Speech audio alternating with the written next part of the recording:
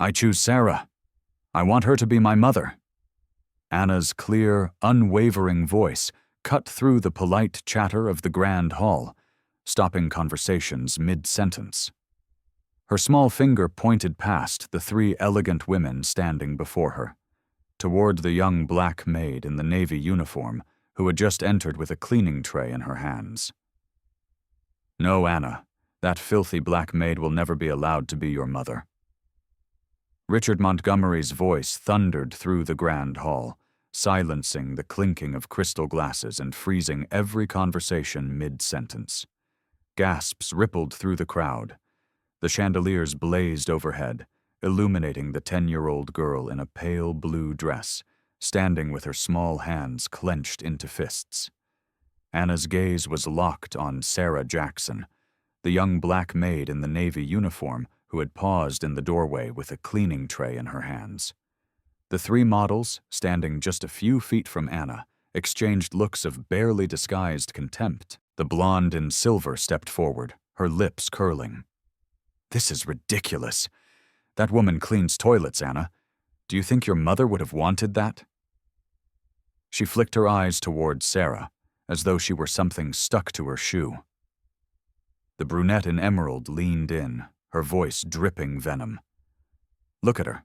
Grease on her hands, dust in her hair. She's nothing but a servant. You want someone like her teaching you how to be a lady?" The tallest, wearing crimson silk, smirked with icy cruelty. "People like her come from dirt and stay in dirt. I'm sure her mother scrubbed floors too if she even had one worth speaking of." Pathetic. Sarah's eyes darkened, her jaw tightening. She could handle the insults aimed at her. She had heard them before, in whispers and stares, but when they dragged her family into it, something inside her snapped. She stepped forward, voice low but shaking with controlled fury. "You don't talk about my mother. You don't talk about the people I love, ever." The models gave a mocking chorus of laughter. "Oh, how noble," the one in crimson sneered. "Defending your little maid's honor, Anna? This is a world of class, money, and status, not fairy tales." Richard's patience broke. With a sudden, violent motion, he snatched the crystal glass from the table and hurled it across the space. It struck Sarah on the side of the head, shattering into a spray of water and glass. A sharp gasp filled the room as she stumbled back, clutching her temple, warm blood seeping through her fingers. "Get out of my house!" Richard roared, his face flushed with rage. "You're finished here, Sarah. Pack your things and be gone before morning." Ah, if you feel for this character, like this video and tell us in the comments where you are watching from. You might be surprised to find someone nearby watching along with you. Anna's voice cracked like a whip through the tension. "No, you can't do that. She's my family." Tears streamed down her cheeks, her small body trembling. Richard ignored her, wrapping his hand firmly around Anna's arm. "Enough. You've embarrassed me enough for one night." He dragged her toward the grand staircase. "No, let me go. I want Sarah. I want her." Anna's cries echoed through the hall as guests turned away, pretending not to see.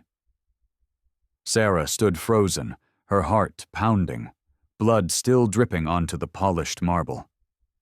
She wanted to run to Anna, to tell her it was going to be all right, but Richard's glare warned her it would only make things worse. Upstairs, in the gilded bedroom, Anna sobbed into her pillow. "She's always there for me," she choked out. "When I'm sick, when I can't sleep, when you're not home." Richard stood at the window, staring out into the city lights, his jaw set. "Go to sleep, Anna. This discussion is over." The next morning, the winter sun gleamed cold over the Montgomery estate. Anna, restless and hollow-eyed from crying, wandered outside into the garden. She drifted toward the pond at the edge of the grounds, where thin ice clung to the water's surface. She sat on the stone edge, kicking at a loose pebble, her mind far away. Her foot slipped. There was a splash, a scream, and icy water swallowed her small frame. From across the lawn, Sarah heard the scream. She didn't think, didn't pause. She sprinted, her boots pounding the frozen grass, and dove into the frigid water. The shock stole her breath, but she grabbed Anna's arm and hauled her toward the bank, pulling with every ounce of strength she had. By the time Richard arrived, Sarah was kneeling in the mud, wrapping her coat around the shivering girl. Anna clung to her, sobbing into her shoulder. Richard froze, the image searing into him his daughter's desperate grip on the woman he had thrown out the night before. His chest tightened with something far heavier than pride. Guilt. For the first time, he saw past the uniform, past the prejudice, and into the truth. Sarah wasn't just an employee. She was the one person who had been there for Anna every moment he hadn't. Richard's voice cracked when he finally spoke. "Sarah, He stopped, swallowed, then tried again. "I was wrong. Deeply wrong. About you. About what matters. I can't take back last night, but I can tell you I'm sorry. For the words, for the glass, for all of it." He turned to Anna, brushing damp hair from her forehead. "I'm sorry, sweetheart. I let my pride hurt the two people who matter most." Looking back at Sarah, his voice steadied. "If you'll allow it, I want you to stay. Not as the help, but as Anna's full-time caregiver, with proper pay, benefits, and the respect you deserve. I should have seen it before she needs you." Sarah hesitated, searching his face for any trace of condescension. She saw none. Only a man stripped of his arrogance, humbled by what he almost lost. She nodded slowly, still holding Anna close. Anna's tear-streaked face broke into the first smile she'd had since the night before. "So she can stay? Really stay?" Richard nodded. "She can stay, for as long as she'll have us." Huh. And for the first time in years, the Montgomery estate felt just a little warmer. The winter light spilled into the quiet apology, glinting off the frost that clung to the manicured hedges. Inside, the house was unusually still. The staff moved quietly, avoiding the master's study where Richard Montgomery had spent much of the night pacing, nursing a half-empty glass of scotch he'd never finished. Anna was still asleep in her room, curled up against the warm quilt Sarah had wrapped around her after the rescue. Sarah had stayed most of the night, in the chair beside the bed, keeping vigil like a sentinel. Her uniform was gone. Instead, she wore a simple gray sweater and dark jeans. The bandage on her temple from the glass cut peeked through her hair, a small but sharp reminder of what had happened only hours before. When Anna stirred, the first thing she saw was Sarah's face. "You didn't leave," she whispered, her voice raw from the previous day's crying. "I told you," Sarah said softly, brushing a stray curl from the girl's forehead. "I'm not going anywhere." Anna's lips curled into the faintest smile before she sank back into the pillow. For the first time in months, she fell back asleep easily. Downstairs, Richard stood by the kitchen counter, a steaming mug of coffee in his hands. He had called the board early that morning, canceling a meeting he'd been preparing for all week. His mind was elsewhere, still replaying the sight of Sarah dragging Anna out of the freezing pond, the sound of his daughter's sobs against Sarah's shoulder. The retired judge, an old family friend who had witnessed last night's chaos, stopped by unannounced. "I came to see how the girl's doing," he said, stepping inside with the slow, deliberate movements of a man in his 70s. "She's fine," Richard replied, his voice quieter than usual. Sleeping, the judge studied him for a moment. "You look like a man who's had a mirror held up to him." Richard let out a humorless laugh. "Something like that. I told you last night a child's truth sees further than a man's pride." The judge's eyes softened. Don't waste the chance to listen. Upstairs, Sarah gently closed Anna's bedroom door and headed toward the kitchen, intending to fix a light breakfast. She stopped short when she saw Richard standing there. He turned, as if sensing her presence, and for a moment neither of them spoke. "You're injured," he said finally, glancing at her bandage. "I'll be fine," she answered. The cut's nothing compared to what could have happened if Anna had been out there longer. Richard set down his coffee. "I meant what I said last night. I want you to stay, but not just as staff. I want you to have what you need to take care of her the way you've been doing all along, without having to look over your shoulder." Her arms folded across her chest, not in defiance but in defense. "And when the gossip starts again, when the models and your board start whispering that I'm not enough for Anna's world," Richard's jaw tightened. "Then I'll tell them the truth, that without you, I might have lost my daughter twice, once to grief and once to the water yesterday." "Ah." Sarah searched his face for insincerity and found none. She nodded, though her voice was steady. "It's not about money, Mr. Montgomery. It's about respect. If I stay, I need to know Anna will be protected from the looks, the words, the cruelty." "You have my word," he said firmly. "No one will treat you the way I did last night, ever again." They were interrupted by the sound of hurried footsteps. Anna came bounding down the stairs in her slippers, eyes still sleepy, but her smile wide. "Sarah, can we have pancakes?" she asked, as though the past day had been nothing more than a bad dream. Sarah glanced at Richard, who gave a slight nod. "Pancakes it is," she said, moving towards the stove. As the scent of butter and maple syrup filled the kitchen, the tension eased slightly. Anna sat at the counter, chattering about the dream she'd had, and Sarah listened as if every word mattered. Richard watched from a distance, realizing how rare it was for his home to feel alive like this. Later that morning, the peace was disrupted by the arrival of Veronica Crane, the PR consultant for Montgomery Holdings. She swept into the room with the urgency of someone who dealt in crises for a living. "Richard, we need to talk," she said, eyeing Sarah briefly before focusing on him.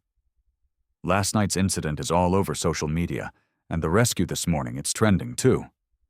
Richard braced himself. "How bad?" Veronica hesitated, pulling out her tablet. "Bad for your image as a ruthless businessman, but good for you as a human being. People are calling Sarah a hero. The footage of her pulling Anna from the pond is everywhere." She looked at Sarah. "Whether you like it or not, the public loves you right now." Sarah blinked, startled. "Footage," Veronica nodded. "Security cameras on the estate. Someone leaked it. It's got millions of views." Richard's brow furrowed. "Then we'll control the narrative. We'll make it clear Sarah is part of this family." Veronica raised an eyebrow. "Are you ready for that level of commitment, Richard? Once you say it publicly, there's no taking it back." "I know," he said without hesitation. After Veronica left, the house felt different. Richard realized this wasn't just about smoothing over a scandal. It was about taking a stand. That evening, they had dinner together in the smaller dining room. It was the first time in years Richard had sat at the same table with Anna for a weekday meal. Sarah served roasted chicken and vegetables, and Anna insisted everyone hold hands before eating. Richard cleared his throat. "Anna, I need you to hear this from me. I'm sorry for last night, for the way I treated Sarah, and for not seeing what you've been trying to tell me. Sarah is staying here, not just to work, but because she belongs here, because she's family." Anna's eyes lit up, and she squeezed Sarah's hand. "I knew you'd see it," Sarah smiled faintly, though her eyes glistened. "Thank you, Mr. Montgomery." "Richard," he corrected quietly. "Call me Richard." The three of them ate in a comfortable silence after that, each in their own way, coming to terms with the shift that had begun. Outside, the city lights glimmered. But for once, the world inside the Montgomery estate felt warmer than anything beyond its gates. As Anna recounted a story from school, Richard realized something he hadn't felt in years' hope. It wasn't the kind that came from business victories or lavish deals. It was quieter, humbler, but infinitely more valuable. It was the hope of building something real, starting with the people who were already right in front of him. 2 days after the pond incident, the Montgomery estate was back to its usual rhythm on the surface, but underneath, an invisible tension hummed. The gossip from the night of the gala had not completely died down. Richard's phone was flooded with messages from associates, some offering cautious congratulations for doing the right thing, others warning him that keeping Sarah so publicly close was a risky look for a man in your position. He deleted most without answering. Sarah kept her focus on Anna. They spent the mornings in the library, reading from the same worn storybook Anna's mother used to read. In the afternoons, they walked through the winter garden, bundled in scarves and hats. It was quiet, almost peaceful, until the past decided to knock on the door. That knock came on a gray Thursday afternoon. Sarah was in the kitchen chopping vegetables for soup when she heard voices at the front door, sharp, feminine, and familiar. When she stepped into the hallway, she froze. The 3 models from the gala were standing in the entryway, draped in designer coats, their expressions smug. Richard had not invited them. "What are you doing here?" Richard's voice carried from the doorway, low and edged. "We came to make peace," the blonde in silver said, her tone syrupy but her eyes glinting. "After all, the press is buzzing, and we thought we could help control the story. We're part of your circle, Richard." The brunette in Emerald's gaze slid over to Sarah, lingering with mockery. "And we thought we might remind you that not everyone is thrilled about your new arrangement." Sarah gripped the wooden spoon in her hand tighter, saying nothing. The woman in crimson took a step forward, her smile a slash of red. "Let's be honest. You can dress her up, Richard, but she's still what she is. Do you really think the other CEOs will let their kids play with Anna if her mother figure is someone who used to scrub their floors?" Her voice lowered, the venom sharper. "Women like her come from nothing, and they drag you down with them, just like her own mother did, no doubt." Sarah's heart thudded in her chest. She felt the sting of the insult more than she wanted to admit, but it wasn't for herself. It was for her late mother, a woman who had worked 2 jobs to keep food on the table, who had taught Sarah to stand tall no matter what. "You don't talk about my mother," Sarah said, her voice steady but rising in force. "You don't talk about my life like you know it, and you certainly don't speak to me like I'm dirt in my own home." "In your home?" the blonde scoffed. "Careful, darling. You're just an employee." "Enough." Richard's voice cut through the air like a whip. He stepped between Sarah and the women, his jaw tight. "You've made your point, and now you can leave." "Richard, you're trying to stir trouble," he snapped, "and I won't have it. Sarah is part of this family now. If you can't respect that, you're not welcome here." The 3 women exchanged glances, their arrogance faltering for the first time. The one in crimson gave Sarah a look of pure disdain before turning on her heel. "This won't last," she muttered as they left. When the door shut, the silence was heavy. Richard turned to Sarah.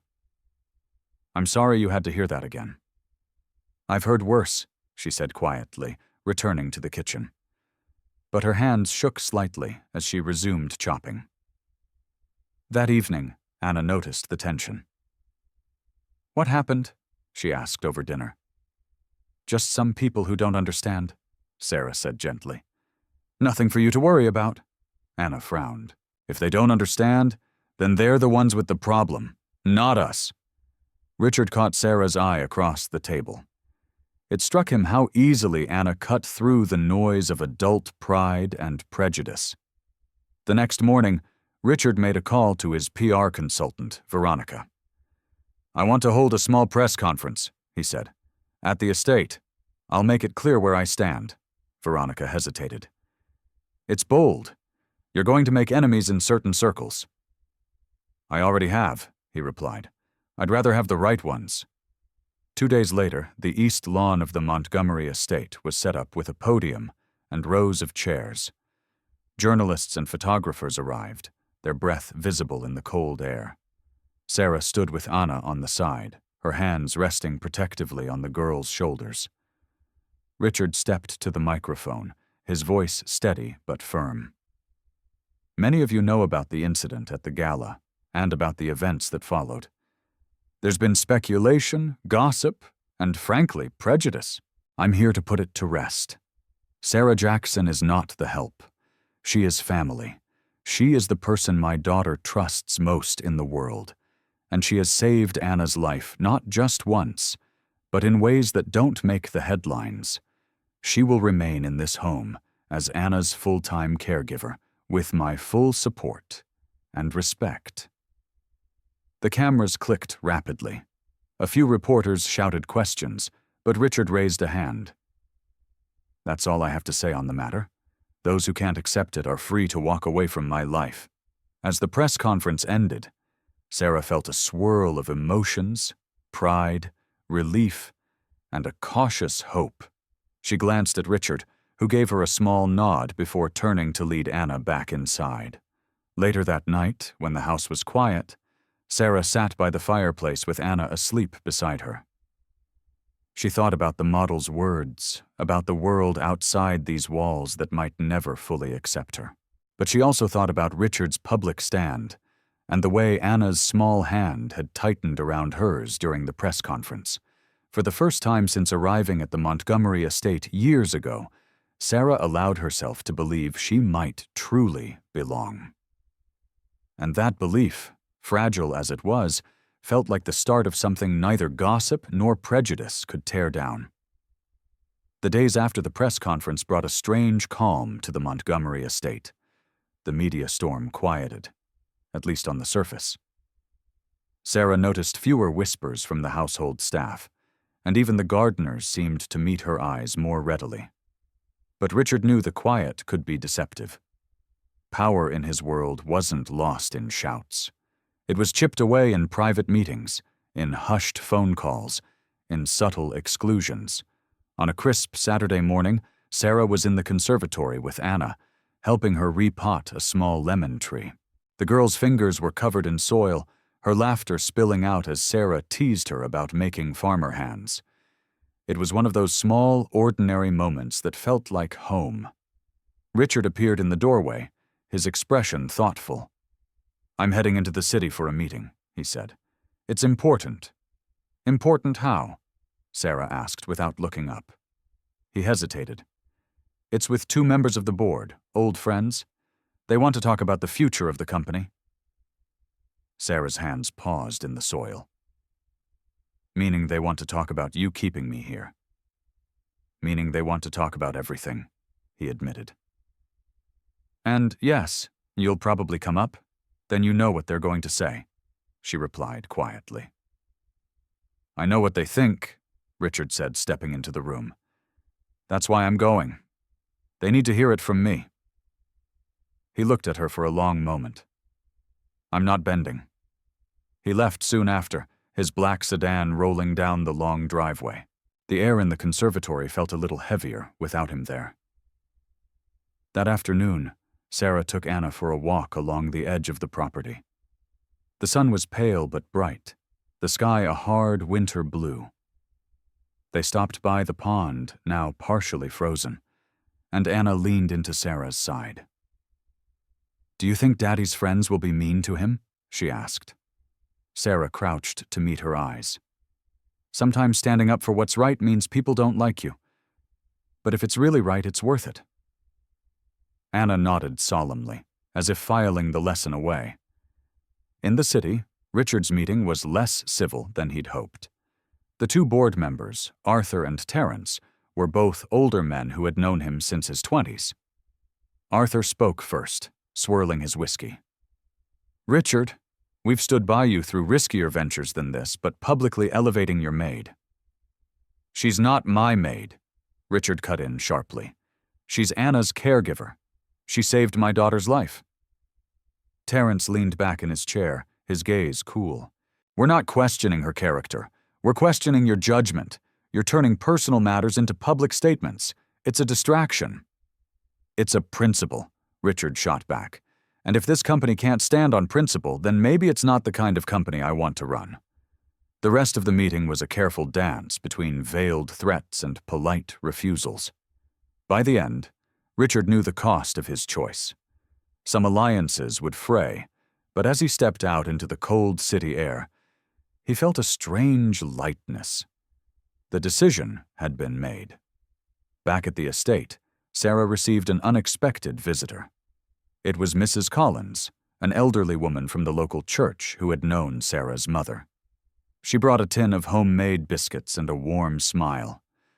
"I saw you on the news," Mrs. Collins said. "Your mama would have been proud. She always said you'd find a place where you were needed." Sarah felt a lump rise in her throat. "Some days it still feels like I'm just visiting, like I could be told to pack my things at any moment." Mrs. Collins patted her hand. "Home isn't just a roof over your head, Sarah. It's the people who'd notice if you were gone." That evening, Richard returned home later than expected. Anna was already in bed, but Sarah was in the kitchen, cleaning up from dinner. He stopped in the doorway, watching her for a moment before speaking. "They didn't like what I had to say," he admitted. Sarah looked up. "And you're okay with that?" "I'm not okay with losing friends," he said honestly, "but I'm less okay with losing my integrity." He moved closer, his voice quieter. "You matter here. I need you to know that's not changing." Sarah studied him, seeing the fatigue in his shoulders but also the conviction in his eyes. "You've changed more in 2 weeks than I thought possible," she said softly. He gave a faint smile. "Maybe I just started seeing what was in front of me all along." The night was deep and still when Sarah checked on Anna one last time before heading to bed. The girl was fast asleep, her small hand curled around the stuffed rabbit Sarah had given her years ago.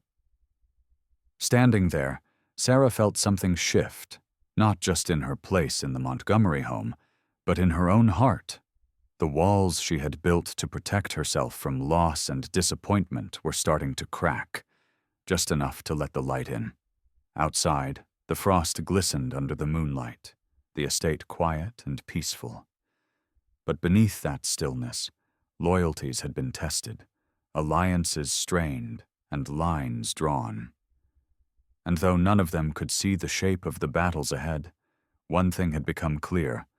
They were no longer just a billionaire, his daughter, and a maid. They were a family, fragile, imperfect, and worth fighting for. The following week began with an unease that neither Sarah nor Richard could quite name. The estate was quiet, in a way that felt watchful, as if the walls themselves were holding their breath. Richard spent more hours in his study, fielding calls that ended in clipped words and long silences. Sarah noticed the change, but she didn't press him not yet. On Tuesday evening, as Sarah and Anna were finishing homework at the dining table, a faint echo of voices drifted from the hallway. The tone was low but sharp, the kind of controlled anger that meant trouble. Anna's pencil stilled in her hand. "Is Daddy mad again?" she whispered. Sarah stood, resting a hand on the girl's shoulder. "Stay here, honey, I'll check." She stepped into the hall and followed the sound to Richard's office. The door was ajar, and through the narrow opening she saw him standing behind his desk, phone pressed to his ear. His voice was tight. "You're not going to threaten my family, Arthur. Not in business, not anywhere." A pause. "Then do what you have to do." He ended the call abruptly and leaned against the desk, pinching the bridge of his nose. Sarah knocked lightly before entering. "That sounded bad," she said gently. He looked up, exhaustion in his eyes. "The board's moving faster than I thought. Arthur's rallying votes to push me into a temporary leave. They're using the press conference as an excuse, saying I'm distracted, unfit to lead right now." Sarah felt a flash of guilt. "Because of me?" No," Richard said firmly, crossing the room to face her.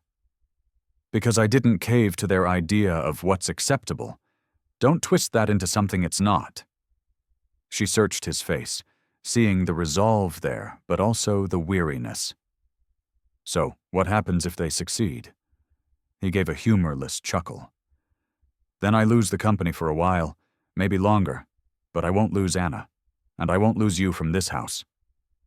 They were interrupted by the chime of the front gate. It was unusual for visitors at this hour, and the butler appeared moments later, his expression uneasy. "Mr. Montgomery, there's someone here to see you, says it's urgent." The visitor was a woman in her early 40s, her coat dusted with snow. She introduced herself as Denise Carter, a reporter from a local investigative paper. "I have information you need," she said, glancing around as though the walls might be listening. Richard hesitated, but something in her tone made him step aside. In the sitting room, she leaned forward. "This isn't just about the board's disapproval.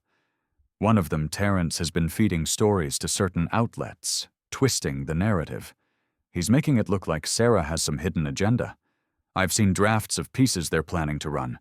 They're digging into her past, her family, anything they can spin against her." Sarah stiffened. "Why?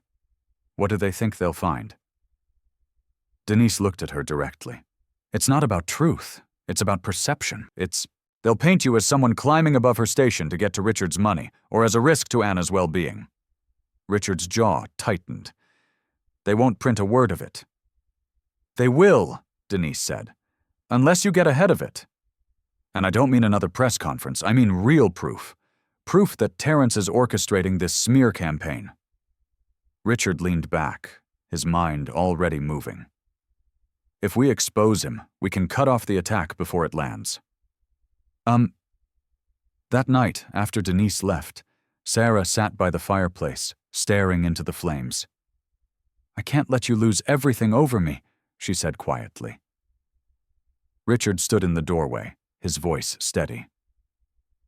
"This isn't about losing. It's about protecting what matters. And that's not just the company. It's you and Anna." The next morning, Richard made calls to contacts outside the board's circle. He needed information, and he needed it fast. Meanwhile, Sarah tried to keep life normal for Anna, though her mind churned with the reporter's warning. That afternoon, Sarah and Anna went into town to pick up supplies for a school project. As they walked back toward the car, a voice called from across the street. "Sarah Jackson?" She turned to see a man with a camera slung over his neck, his smile oily. "Care to comment on the rumors?" he asked, snapping a photo before she could respond. "What rumors?" she said sharply. "That you're more than just the nanny," he said, stepping closer. "That you've got the billionaire wrapped around your finger. Some say you've been planning this since the day you stepped into the house." Sarah's chest tightened. "I don't owe you anything," she said, ushering Anna into the car.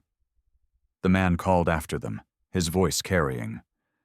"We'll find out the truth one way or another." Back at the estate, Richard's fury was immediate when Sarah told him. "They're escalating," he said, "which means Terrence is getting desperate." That night, Richard met with an old friend from his early business days, a tech security expert named Marcus. "I need you to track digital trails," Richard told him. "Find out who's leaking what and when." Marcus's grin was wolfish. "If there's dirt to dig, I'll find it." For the next 2 days, the house felt like it was holding its breath again. Sarah tried to keep her routines with Anna. But her sleep was restless, haunted by the thought of strangers digging into her life, twisting it for their own gain. On the third night, Marcus returned with results.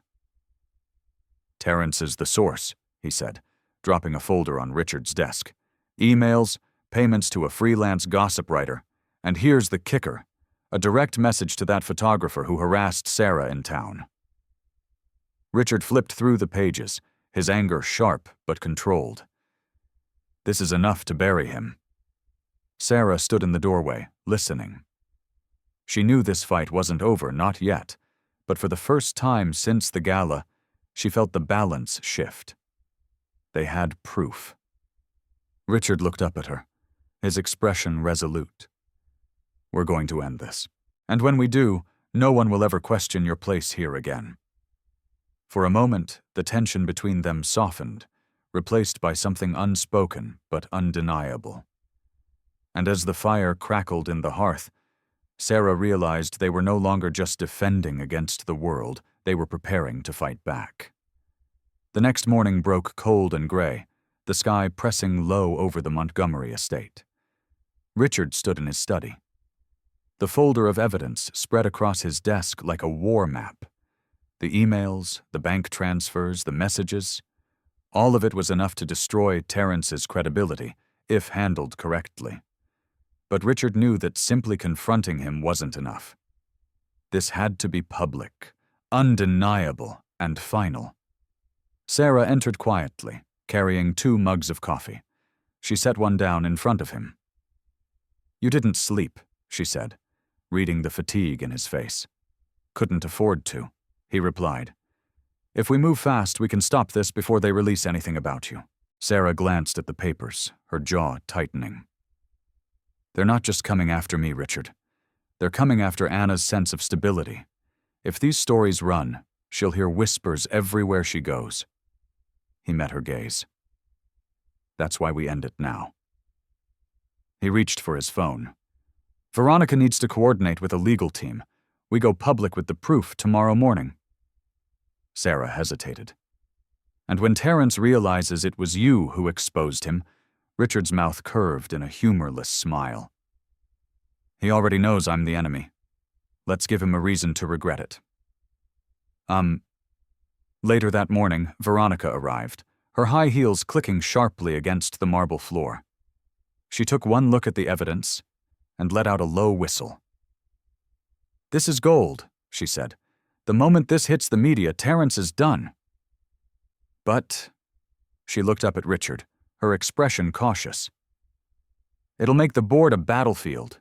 You might win, or they might close ranks and push you out in solidarity with him." I'm not interested in saving my seat at the table if that table is rotten," Richard said flatly. Veronica nodded slowly. "Then we go all in." While Veronica and Richard planned the release, Sarah took Anna to the stables for an afternoon ride. The girls' laughter rang out over the frosty fields, but Sarah's mind wasn't fully there. Every so often she'd glance toward the horizon, as if expecting trouble to crest over it. As they returned to the house, she spotted a dark SUV idling near the gate. The windows were tinted, but she felt eyes on them. She led Anna inside quickly, telling herself it was nothing more than paranoia, yet the unease clung to her. That evening, Richard joined Sarah in the kitchen while she prepared dinner. "I need you to be ready for anything," he said. "If this gets ugly, they might try to smear you harder before the story flips in our favor." Sarah stirred the pot on the stove, her movements measured. "I've been through worse, Richard. I can handle being called names. What I can't handle is Anna getting caught in it."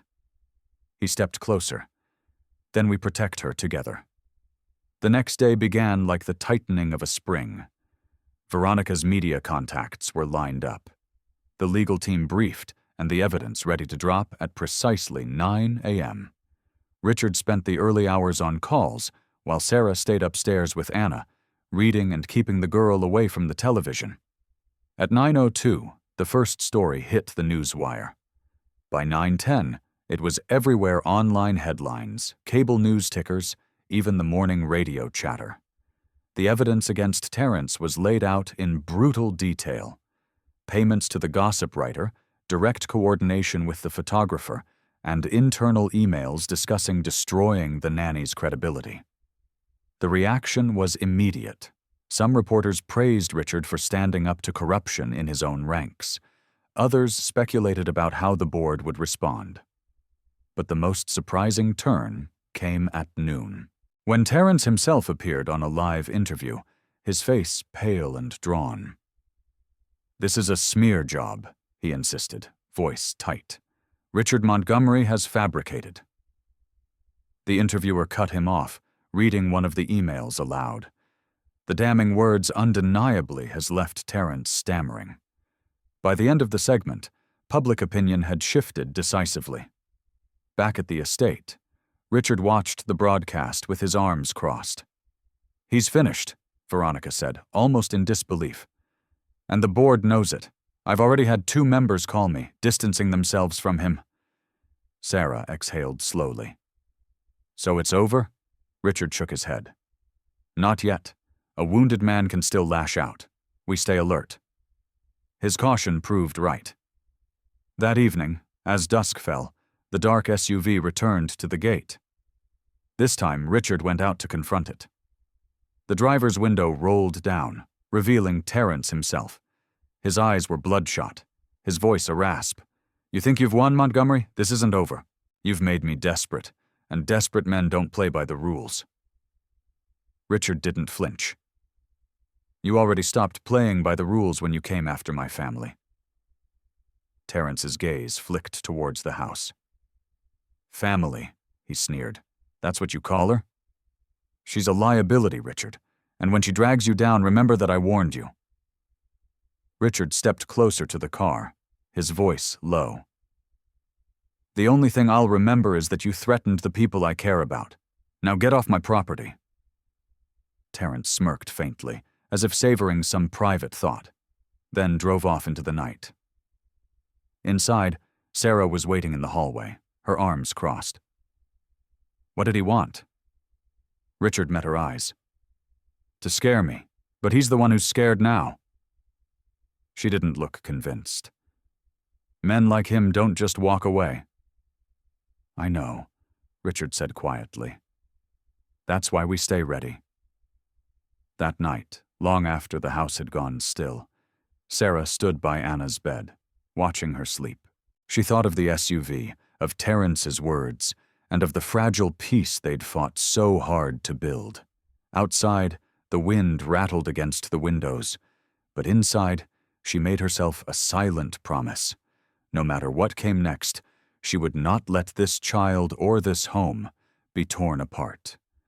What none of them knew was that the real test hadn't yet arrived. Terence's threat was more than a final jab. It was the opening move in a game that would push every bond in the Montgomery house to its breaking point.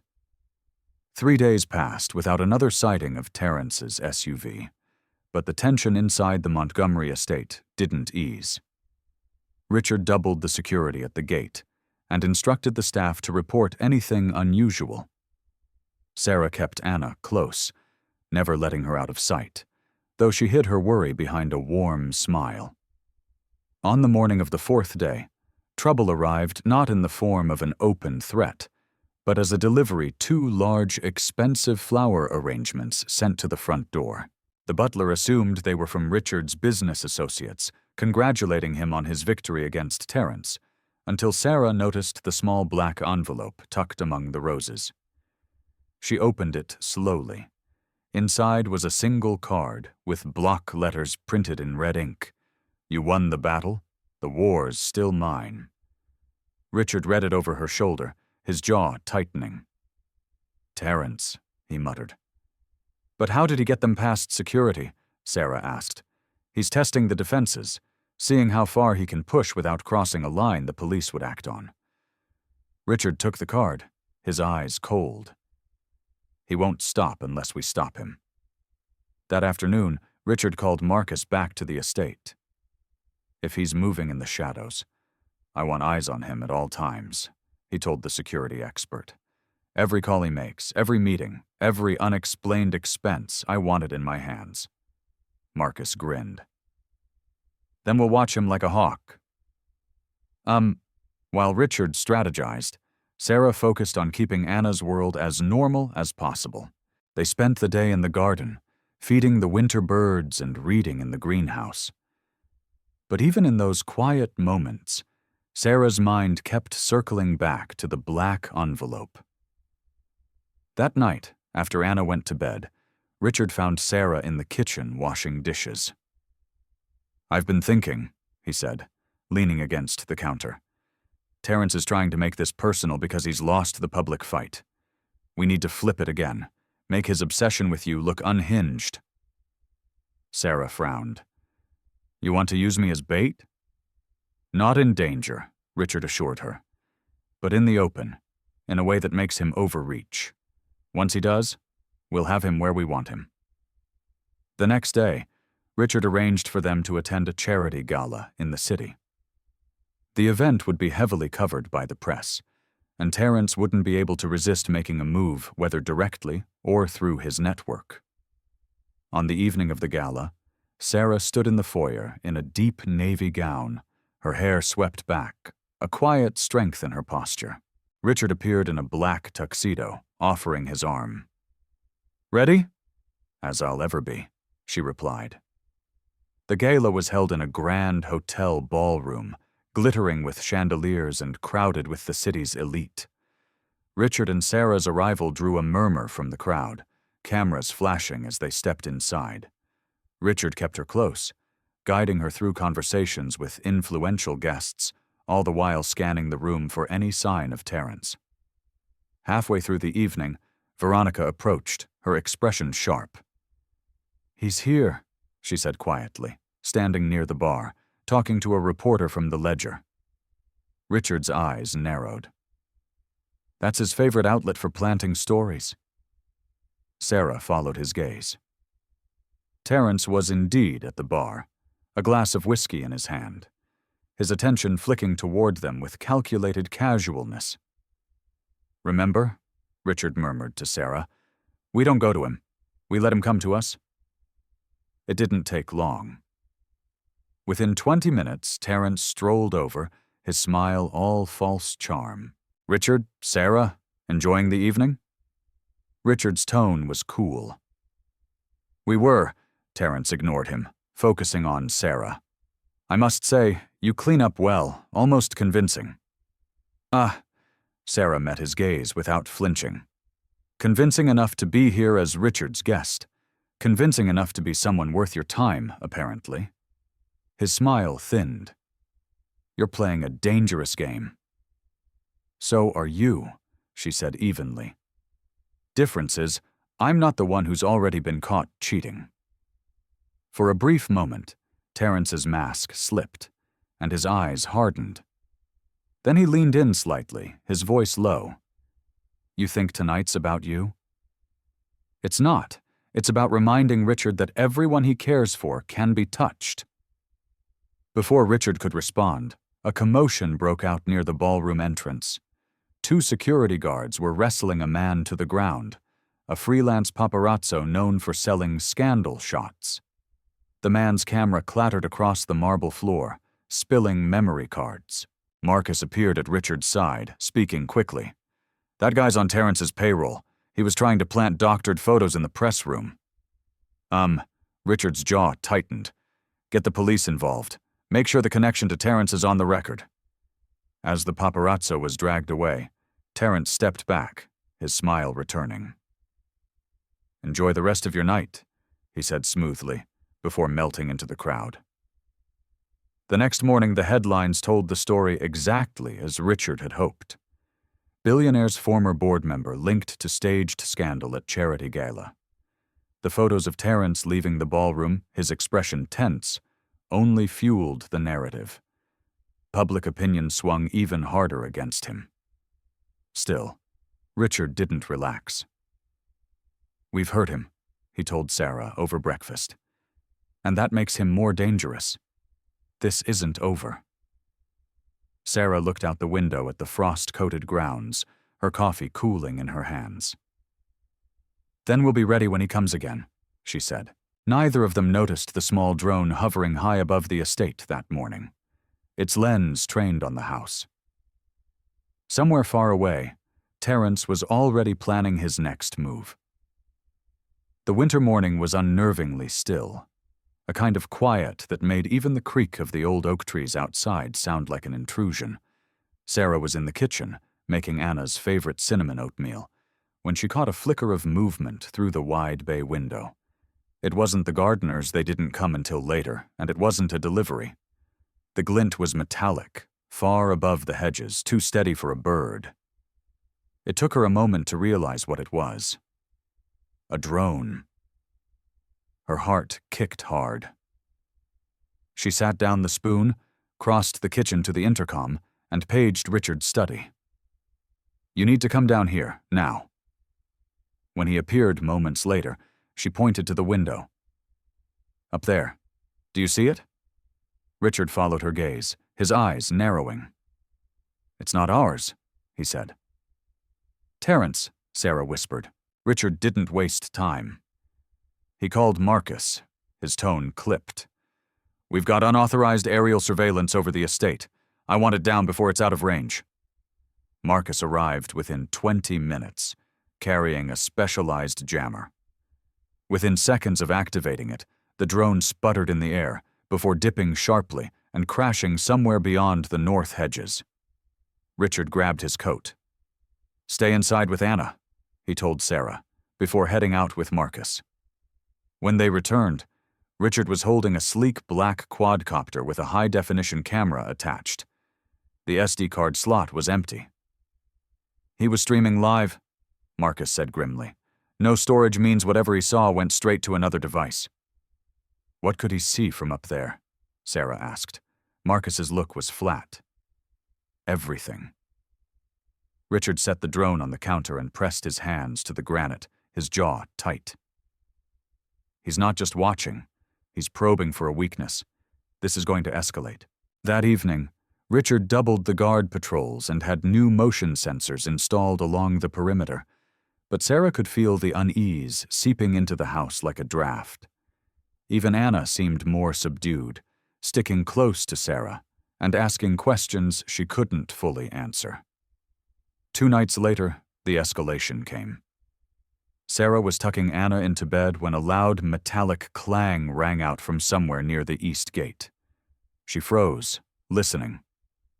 A second later, the house alarm blared. Richard's voice came over the intercom. "Sarah, stay in Anna's room and lock the door." She obeyed, drawing Anna into her arms. Footsteps thundered below as security staff rushed toward the source of the disturbance. Through the upstairs window, Sarah could see flashlights cutting across the lawn. It was over within minutes. The intruder dressed in black with a ski mask had been caught trying to cut through the gate's mechanism. In his pocket, they found a small USB drive. Marcus examined it in the security room, his face grim. Encrypted. Could be anything. Documents, photos, plans. Richard didn't wait to speculate. He called the police, ensuring the man was taken into custody and formally charged.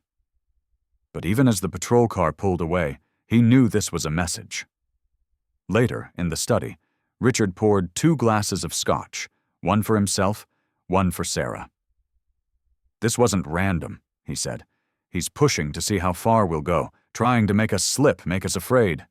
Sarah held her glass, but didn't drink. "I'm already afraid, not for me." She hesitated, then met his eyes.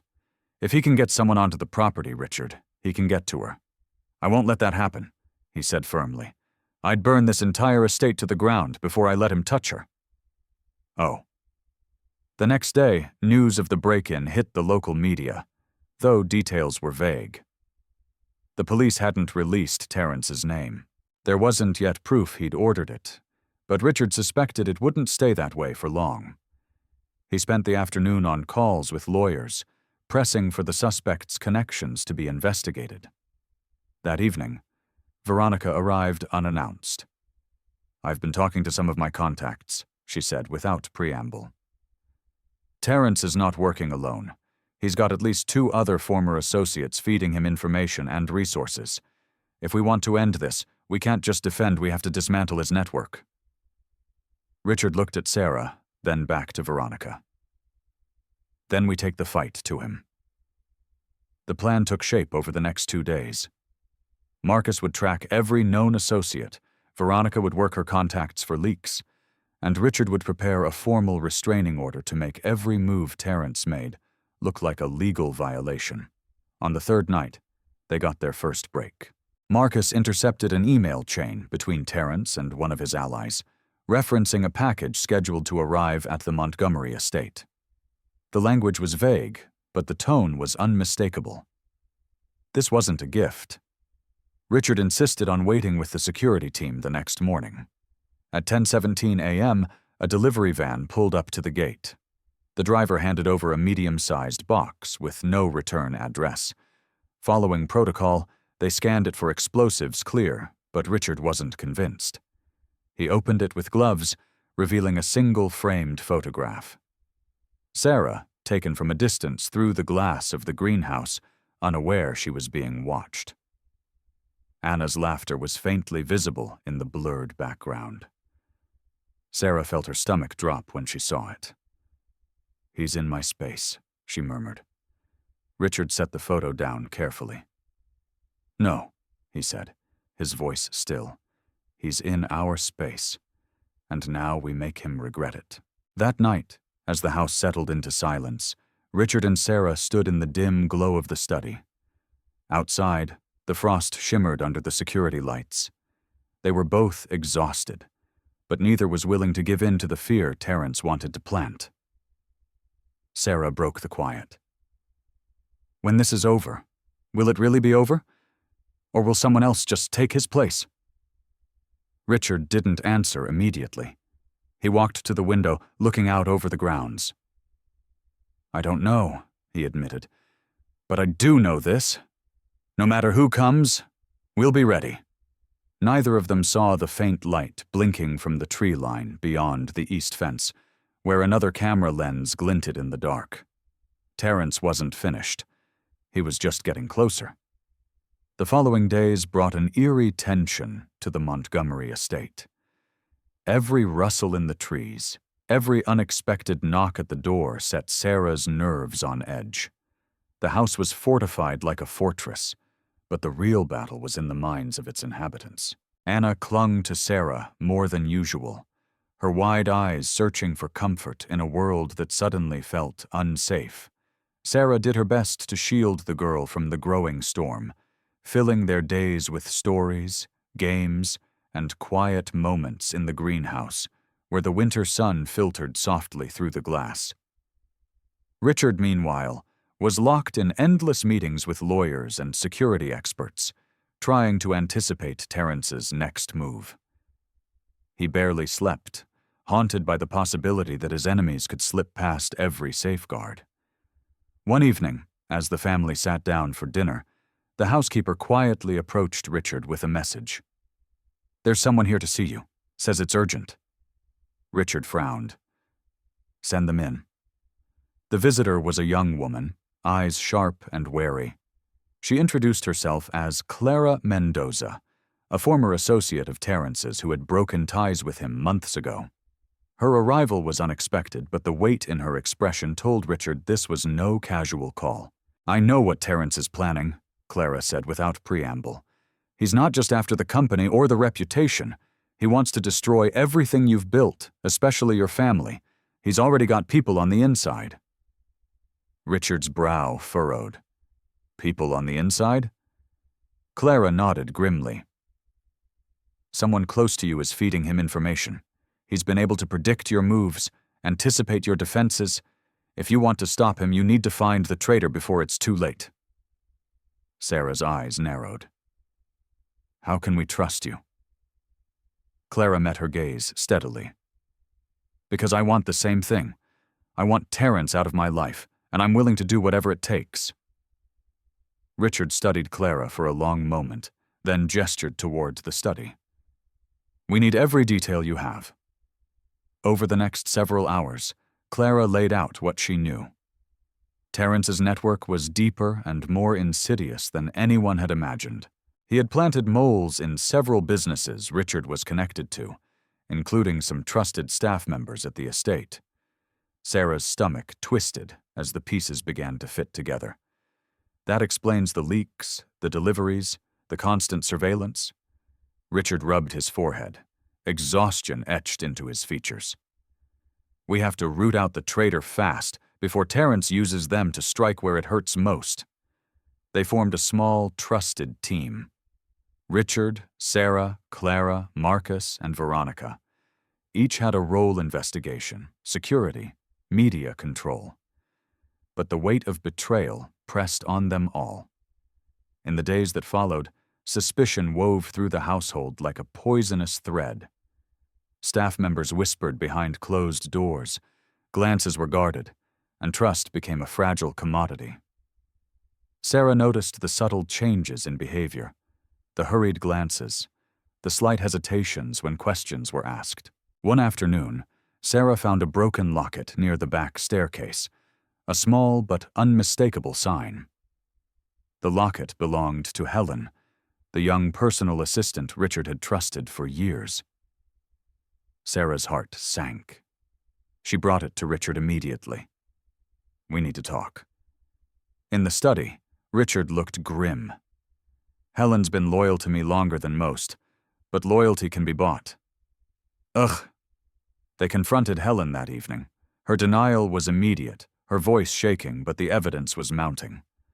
Marcus's digital forensics had found suspicious activity on her work computer, encrypted messages sent late at night, unexplained transfers. Under pressure, Helen broke, tears streaming. She confessed to passing information to Terrence.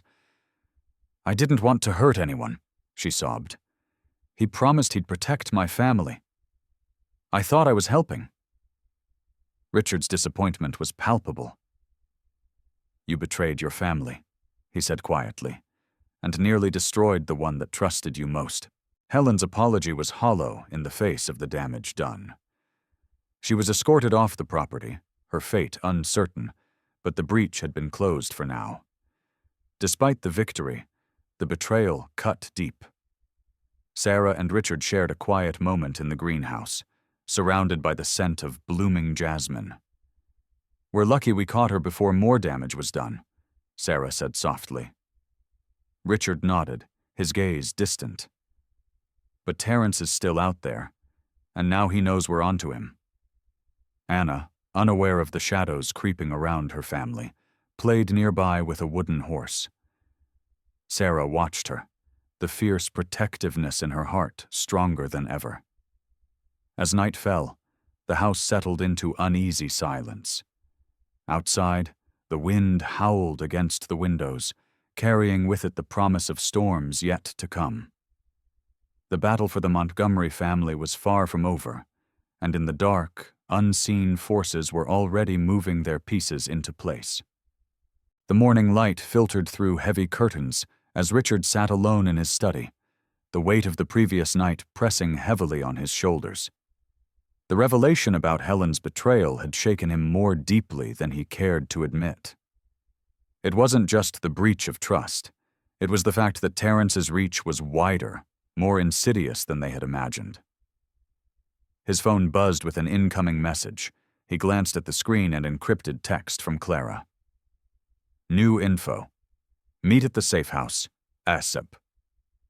Richard grabbed his coat and called Marcus. We're heading out. Keep an eye on the estate, at the safe house, a nondescript building on the city's outskirts. Clara awaited them. Her face was tense but resolute. We've traced some financial transfers linked to Terrence's network. They lead to a warehouse near the docks. Richard frowned. What's there? Clara pulled out a tablet, displaying surveillance photos of crates and vehicles. Smuggling operation? Weapons, data drives, possibly more. Terrence is using it as a base to coordinate his attacks. Marcus leaned in, zooming on a grainy image of a man unloading boxes. That's one of his top lieutenants. Seen him before on security footage. Sarah, who had joined Richard and Clara at the safe house, clenched her fists. If he's armed, this goes beyond corporate warfare. Richard's voice was cold. We shut this down tonight. Back at the estate, Anna was playing quietly in the library. Sarah sat nearby, her mind racing with plans and contingencies. She glanced at the clock. Time was running out. As dusk settled, Richard, Sarah, Marcus, and Clara prepared to leave. The plan was clear. Approach the warehouse discreetly, gather evidence, and coordinate with law enforcement for a raid. The journey through the city streets was tense. The team spoke little. Minds focused on the task ahead. Upon arrival, the warehouse loomed like a shadow, its windows dark and guarded by armed men. Marcus and Clara checked their gear while Richard and Sarah surveyed the perimeter. Security is tight, Marcus whispered, but there's a blind spot on the east side. Sarah nodded. That's where we'll enter.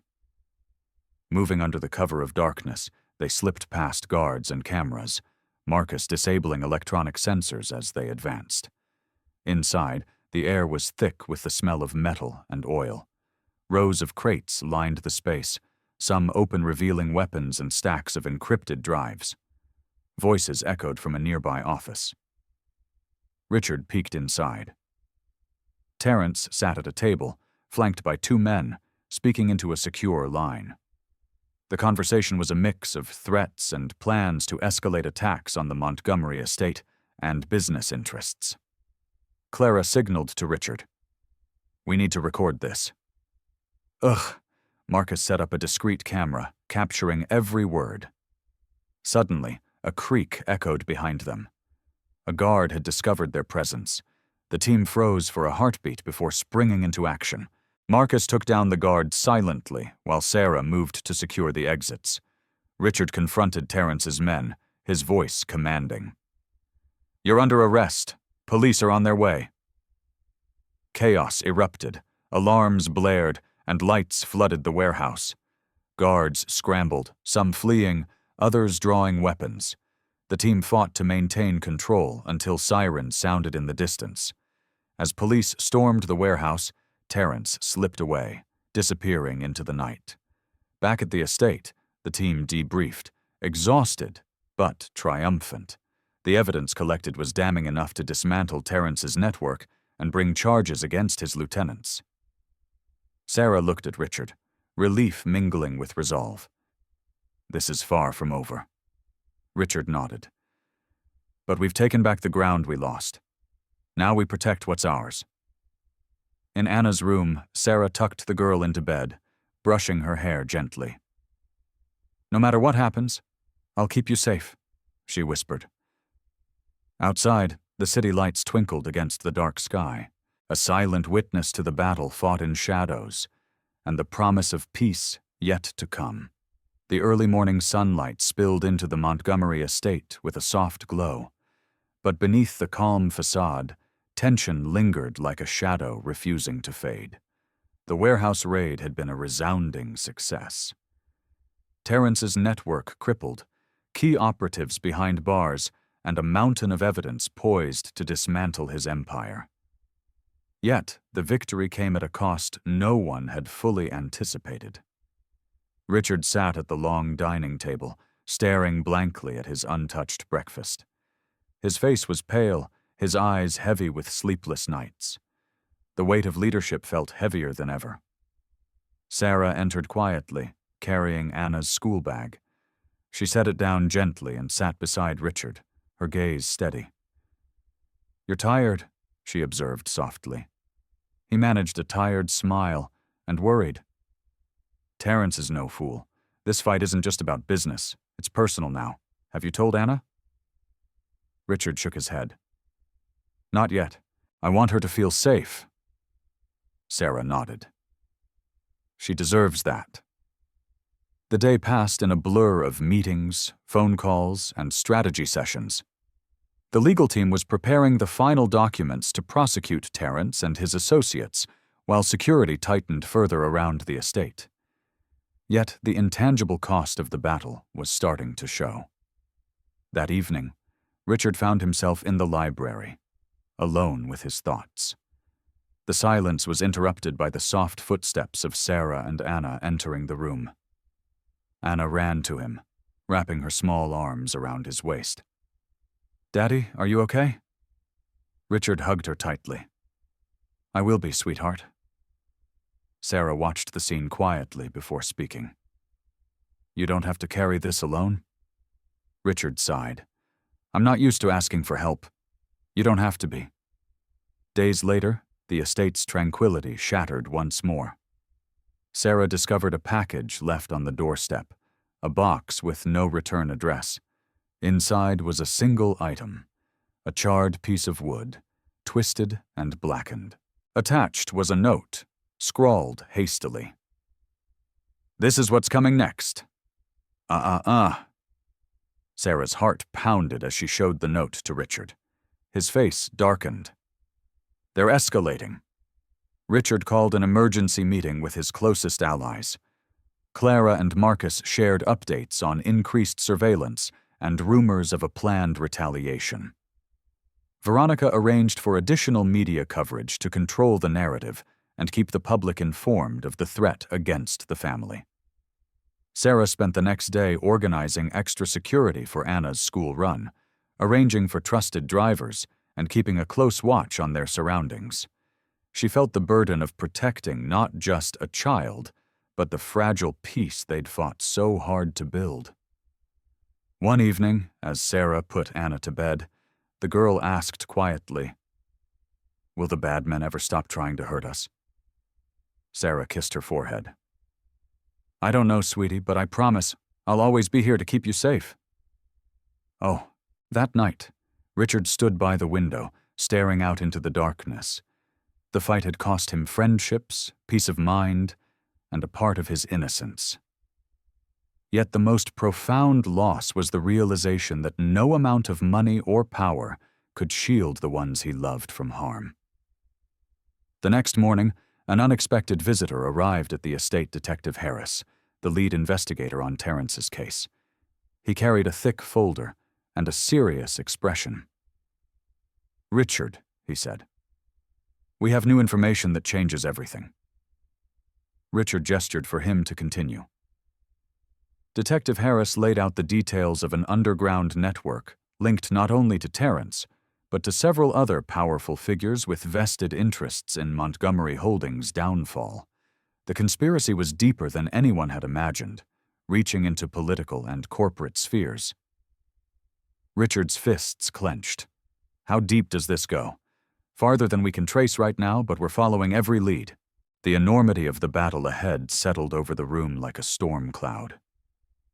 That evening, Sarah and Richard sat together on the terrace, the night air crisp around them. "We've won a battle, not the war," Richard said quietly. Sarah nodded. "And whatever comes next, we face it together." As the stars glittered overhead, the Montgomery family prepared for the fight their lives aware, now that the true enemy was not just Terrence, but the shadowy forces willing to destroy everything to protect their own secrets. The chill of early spring crept into the Montgomery estate, seeping through the windows and coaxing the garden's first buds to life. Inside, the atmosphere was anything but serene. The weight of the ongoing battle against the shadowy forces had forged a new kind of tension, one tempered by determination, and a reluctant camaraderie born of shared trials. Sarah found herself walking the halls with a new purpose. No longer just the caretaker or the maid, she was now a vital part of the family's defense. Her days were spent not only caring for Anna, but also working alongside Richard and the team, coordinating security details, reviewing surveillance footage, and preparing for the challenges ahead. Anna, sensing the gravity that surrounded her, grew quieter, but clung to Sarah and Richard with fierce loyalty. Her laughter, once bright and frequent, was now a precious sound cherished by all. One morning, Richard called Sarah into his study. The room smelled faintly of cedar and leather. a comforting scent amidst the chaos. He motioned for her to sit. "We're facing threats from all sides," he began. "But there's something else. Clara's uncovered a new lead, someone close to Terrence who's growing restless, possibly willing to turn." Sarah leaned forward, the flicker of hope igniting. "An informant?" Richard nodded. "It's risky, but this could be the break we need." Together they reached out to the contact through Clara, arranging a discreet meeting in a quiet cafe downtown. The informant, a nervous but determined man named Carl, arrived under the cover of early evening. Carl's revelations were chilling. Terrence's plans extended beyond corporate sabotage. He was orchestrating moves to undermine political allies and manipulate stock prices through fear and misinformation. More alarming, he had associates embedded within security agencies, able to delay or divert investigations. Sarah felt a chill run down her spine. "He's playing a long game," Carl nodded, "and time is running out." Back at the estate, the team gathered to strategize. Veronica coordinated media responses to keep the public informed while managing the family's image. Marcus intensified digital surveillance, hunting for any signs of the embedded operatives Carl mentioned. As weeks passed, the pressure mounted. Richard found himself balancing board meetings and crisis management with moments of tenderness shared with Anna and Sarah. He watched as Sarah's strength became a pillar for them both, a steady hand in the storm. One evening, after putting Anna to bed, Sarah and Richard sat by the fireplace. The flickering flames mirrored the intensity in their eyes. "We've come so far," Sarah said softly, "but the price has been high." Richard reached out, taking her hand. "None of this would be worth fighting for if it wasn't for you and Anna." "You're the heart of this family," Sarah squeezed his hand. "And you're the courage that keeps us standing." Their moment was interrupted by a call from Clara. "We've identified one of Terrence's operatives within the company, a high-ranking executive funneling information." The revelation sent shockwaves through the household. Richard's expression hardened. "Prepare for confrontation." In the following days, the team moved swiftly. Meetings were held in secrecy, security protocols tightened, and loyalty tested. The executive, a man named Bernard Cole, was confronted with the evidence. His facade cracked under scrutiny, and he confessed, revealing further details of the conspiracy. With Cole's cooperation, the net began to tighten around Terrence's remaining allies. The family's world, once fractured and vulnerable, now moved toward unity and strength. One afternoon, Sarah found Anna in the greenhouse, carefully tending to a budding rose bush. The girl looked up, her eyes shining with renewed hope. "Sarah, do you think we'll be okay?" Sarah knelt beside her. "I do, Anna, because we have each other." Outside, the estate basked in the soft glow of the setting sun, a symbol of resilience and the unbreakable bonds forged in fire. As night fell, Richard stood at the window once more, watching the stars. The fight was far from over, but for the first time in a long time, he felt something he hadn't allowed himself to hope for: peace. Not the absence of conflict, but the strength to face whatever came next. Together. The days grew warmer as spring deepened, yet the warmth inside the Montgomery estate was tempered by the weight of unspoken regrets and the slow healing of fractured bonds. Richard found himself drawn increasingly to quiet moments with Anna, seeking to make up for the years he had spent distant and preoccupied. One afternoon, he found Sarah in the garden, pruning the rose bushes Anna loved so much. The scent of fresh blooms mingled with the earth, a reminder of growth and resilience. "May I join you?" he asked quietly. She glanced up, surprise flickering in her eyes before a small smile softened her features. "Of course."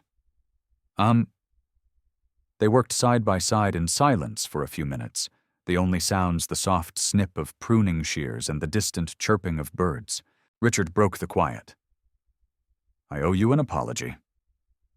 Sarah looked at him, her expression cautious but open. "You don't owe me anything." "No," he said firmly. "I do, for the way I treated you before I saw who you really are, for doubting you, for letting pride blind me. I was wrong, and I'm sorry." Her eyes glistened with unshed tears. "Thank you for saying that," he nodded, swallowing the lump in his throat. "You've been the strength this family needed, and I want you to know you're more than just Anna's caregiver, your family." Sarah reached out, placing a hand gently over his. "That means more than you know." Later that evening, Richard sat beside Anna's bed, reading one of her favorite stories aloud. As he closed the book, Anna looked up at him with wide eyes. "Daddy, will you always be here now?" He smiled, brushing her hair back. "Always, sweetheart, I promise."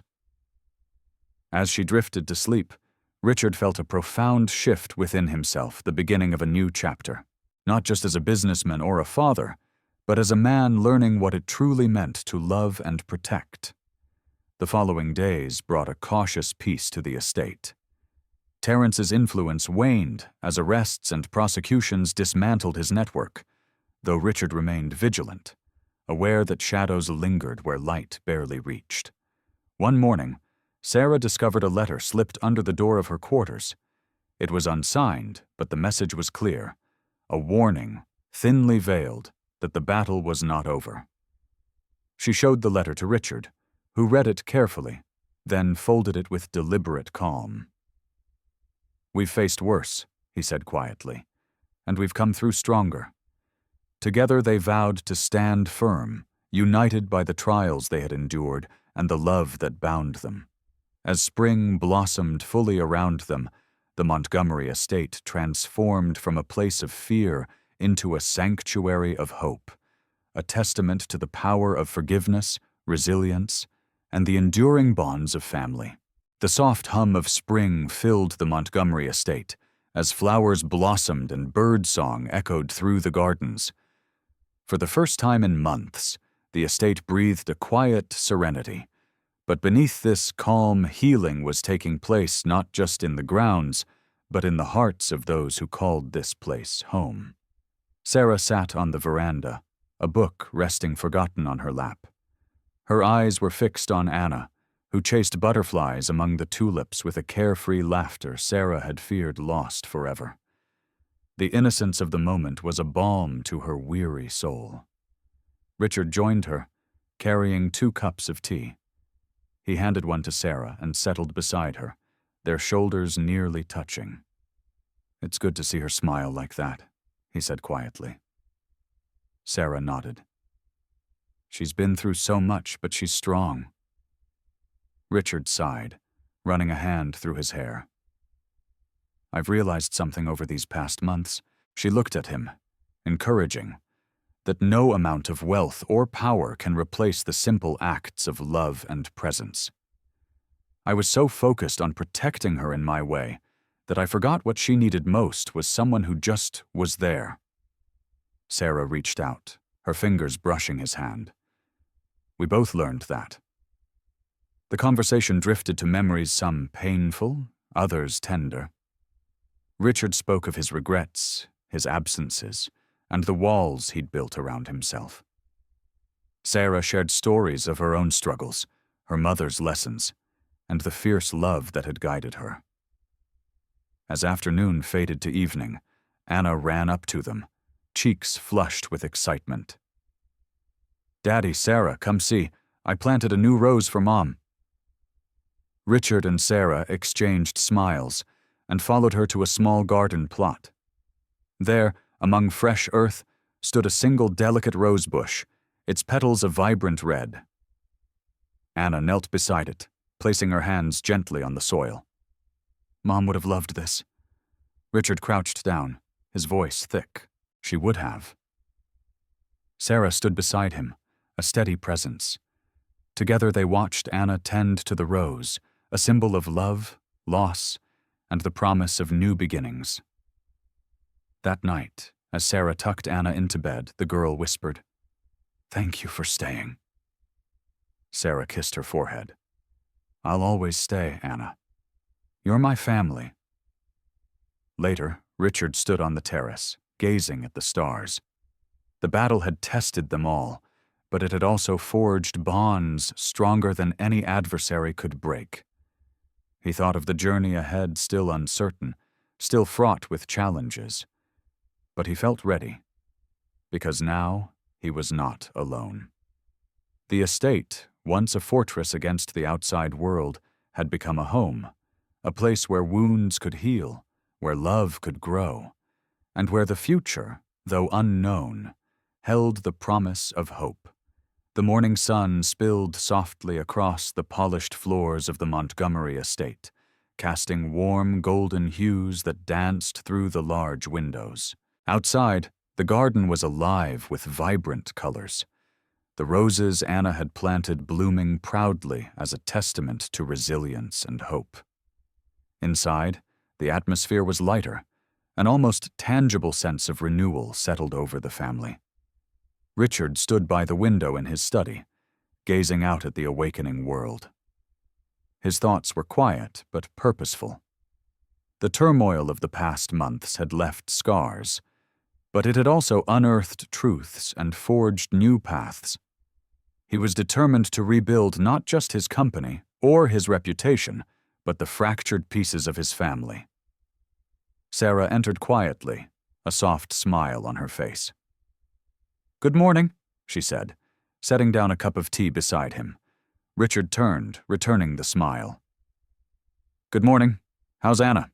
She's eager to start her day." Sarah replied, planning a picnic for the garden. Richard nodded, the image warming him. "I want to talk about what comes next." Sarah settled into a chair nearby, attentive.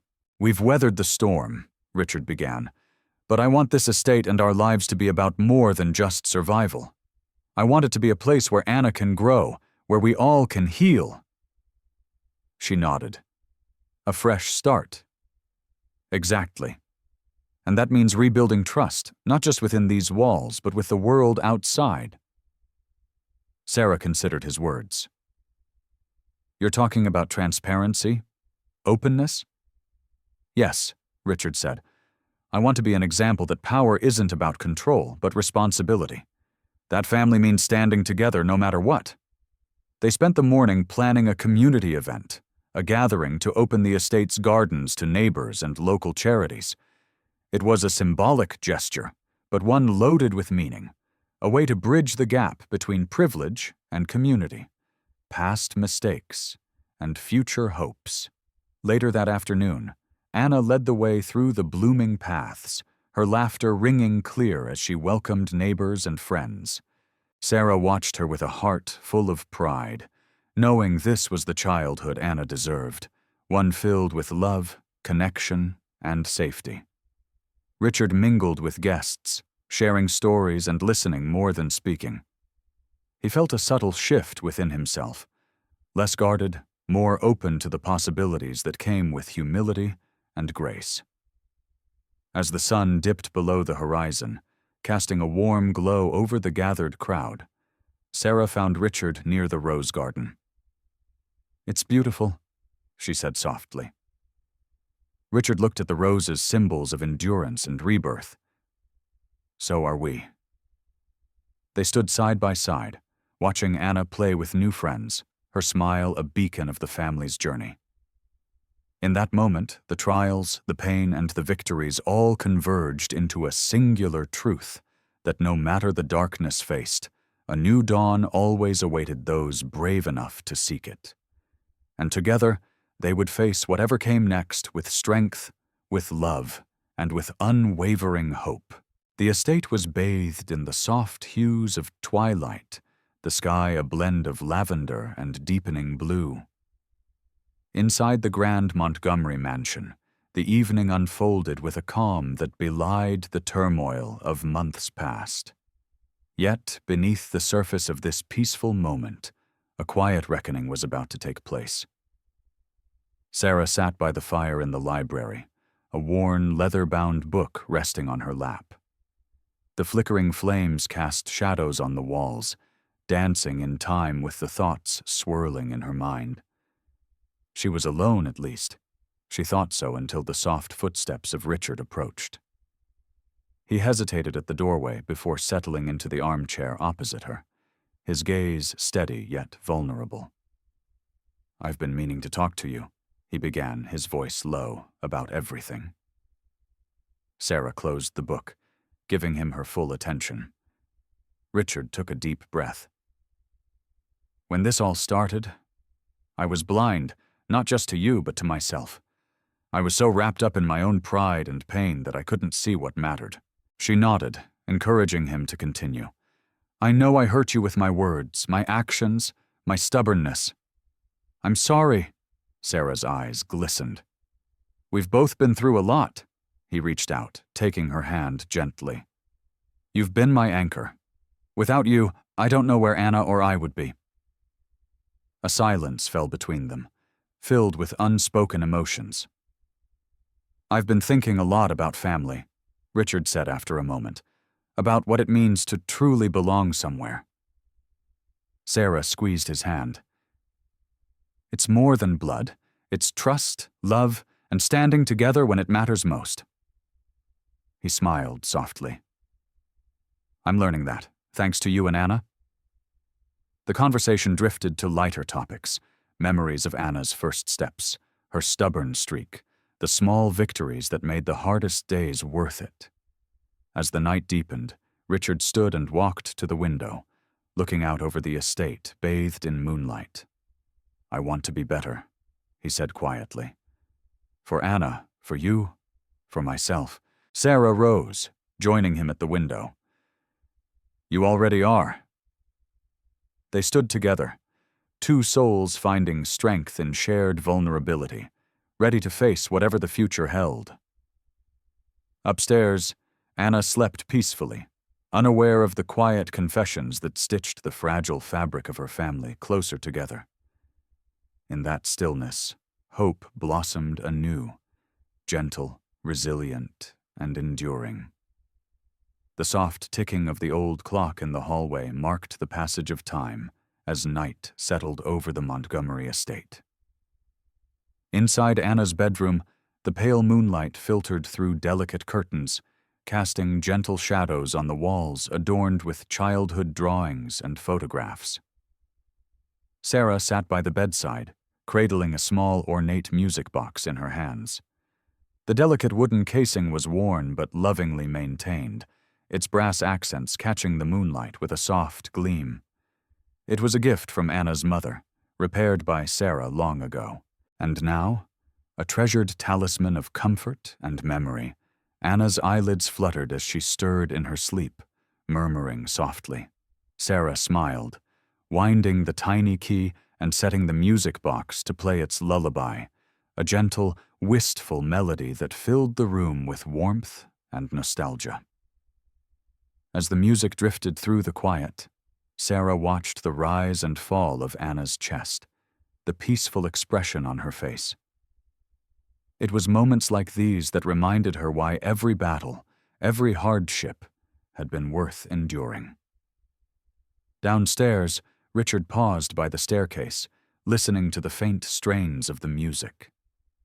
He thought back to the night Anna was born, to the hope and fear that mingled in that moment, and to the journey that had led them here. He quietly made his way to the music room, where the family's old piano stood, a symbol of generations past and the ties that bound them. Sitting down, he let his fingers find the keys, playing the first few notes of the same lullaby. The melody filled the grand space, a bridge between past and present, sorrow and healing. It was a song of love, fragile, yet unbreakable. Back in Anna's room, Sarah gently brushed a stray lock of hair from the girl's forehead. "This song has seen us through so much," she whispered, "and it will see us through whatever comes next." Outside, the night was still, the stars bright against the velvet sky. The estate, once a battleground of fear and suspicion, now felt like a sanctuary, a place where music, love, and hope intertwined. As the last notes of the lullaby faded, Sarah sat quietly, holding the music box close, knowing that in the years to come, its melody would continue to be a source of comfort and strength for the family she had come to love as her own. The morning sun streamed gently through the grand windows of the Montgomery estate, bathing every corner of the house in warm light. The air was filled with the scent of blooming jasmine and fresh earth from the garden, a tangible sign that after the long, harsh winter, life was ready to renew itself. In the heart of the estate, Anna ran through the hallways, her laughter ringing clear and free. She stopped by the kitchen where Sarah was preparing breakfast, her eyes shining with excitement. "Sarah," Daddy said, "we're having a picnic today." Sarah smiled, brushing a stray curl from Anna's face. "That's right, a celebration for new beginnings." Richard entered just then, his presence calm and steady. He watched the two with a sense of peace that had eluded him for so long. The battles, the betrayals, the pain, they had all led to this moment. "Ready to go, Princess?" he asked Anna, kneeling to meet her gaze. With a beaming smile, Anna nodded. Ready. Outside, the estate was transformed into a scene of joy and community. Neighbors, friends, and colleagues mingled among tables laden with food. Children played games on the lawn, and music drifted on the gentle breeze. The event was more than a simple gathering. It was a testament to resilience, healing, and the strength of family. Sarah and Richard stood side by side, watching Anna join a group of children, her laughter mingling with theirs like a melody of hope. Richard took Sarah's hand, squeezing it gently. "Thank you for everything." "Ah." She looked up at him, her eyes warm. "No, thank you, for choosing love over pride." Their eyes met, a silent understanding passing between them. They had faced darkness and come through stronger, their bonds forged in fire and tempered by grace. As the sun dipped toward the horizon, casting the estate in a golden glow, Richard stepped forward to address the gathered crowd. "This estate has always been a symbol of legacy and strength," he began, "but today it represents something even more important: the power of family, of forgiveness, and of hope. We are not defined by the challenges we face, but by how we rise above them." Applause rippled through the crowd as Richard's words settled into hearts. Later, as the guests began to depart, Sarah knelt beside Anna, brushing grass from her dress. "How do you feel, sweetheart?" Anna looked up with bright eyes, happy like we're really a family. "Ah," Sarah smiled, pulling her into a gentle hug. "We are, and we always will be." Richard joined them, wrapping his arms around both.